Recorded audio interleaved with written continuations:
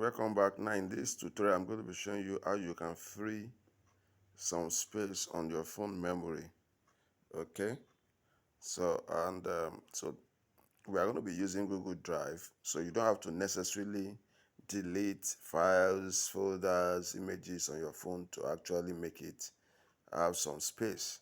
So what you just need to do is to go to Google Drive, click on Google Drive. This is the symbol. So once you click on that Google Drive, all you just need to do is to create a folder. Now this plus button is for folder. I mean, you can use it for folder and other stuff, so click on it.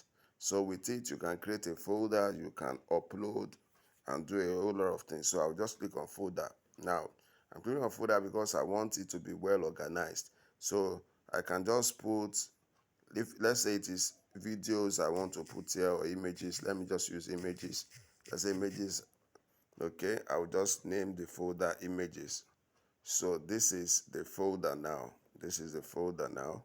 So I will now click on that folder again to open it up. All right, then this plus button is still there, so I will use this plus button for my upload. So what I will do is to click on it, and then when you click on it, you click on upload, and then you can now go and pick some of those things that you don't want, that you rarely use, that you want to actually remove from your phone memory so as to free some memory. So let's say these are the ones that I don't want, or I don't often use. So I'll just tap on them like this. So I have selected about 5 of them. So when I am done, I'll click on select. You see, once you click on select, it's going to take them to your Google Drive, 5 of them. So you allow your Google Drive, you allow it to actually get uploaded on your Google Drive. So once all of them are uploaded, then you can go back to your phone and delete it. Now, the Google Drive is a cloud-based software. So all these things that you are uploading to your Google Drive, they are not on your phone. They are actually on the cloud. They are not on your phone. So that is why it is possible for you to be able to access this particular thing on another phone or even a laptop.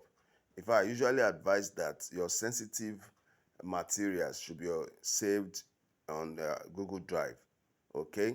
Because when your phone is missing or lost, if you have your informations on the phone, it will just get lost with it.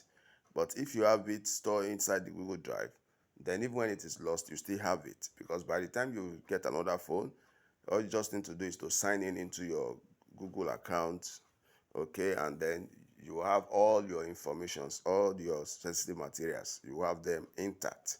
So this is how to use Google Drive to free up some space on your phone, and then still also make your sensitive materials secure in the cloud. Okay, so see you in another video.